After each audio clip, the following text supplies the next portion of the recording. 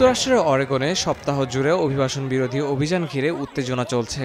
সোমবার পোর্টল্যান্ডের এক অভিবাসী আটক কেন্দ্রে বিক্ষোভে অংশ নেন প্রো ইমিগ্রেশন আন্দোলনকারীরা।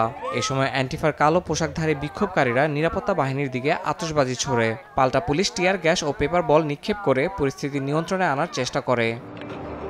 এরই মধ্যে ওরেগনে ডোনাল্ড ট্রাম্প সেনা মোতায়েনের পরিকল্পনা এগিয়ে নিতে পারেন বলে রায় দিয়েছেন মার্কিন আদালত। স্থানীয় সময় সোমবারের রায় অনুযায়ী ট্রাম্প প্রশাসন 200 ন্যাশনাল গার্ড সদস্য মোতায়েন করতে পারবেন, যদিও আগের এক রায় তা আপাতত স্থগিত রাখা হয়েছিল। আদালত বলেছেন সহিংসতা ও অপরাধ দমনে ফেডারেল সরকারের হস্তক্ষেপ বৈধ। আদালতের রায়ের পর পোর্টল্যান্ডের আইসির কার্যালয়ের বাইরে অবস্থান নেন বিক্ষোভকারীরা। যে কোনো চ্যালেঞ্জের জন্য প্রস্তুত বলেও জানান তারা।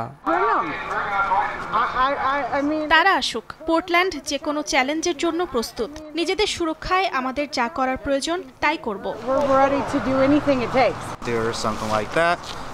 আমি মনে করি যে কোনো মানুষই যদি সেনাদের আশেপাশে থাকে হয়তো তারা ভয় পাবে। আমরা জানি না সেনারা ঠিক কি করবে, কিন্তু যতক্ষণ আমরা নিজেদের শৃঙ্খলা ও সম্মান বজায় রাখি আমি বিশ্বাস করি তারাও আমাদের প্রতি শৃঙ্খলা ও সম্মান রাখবে।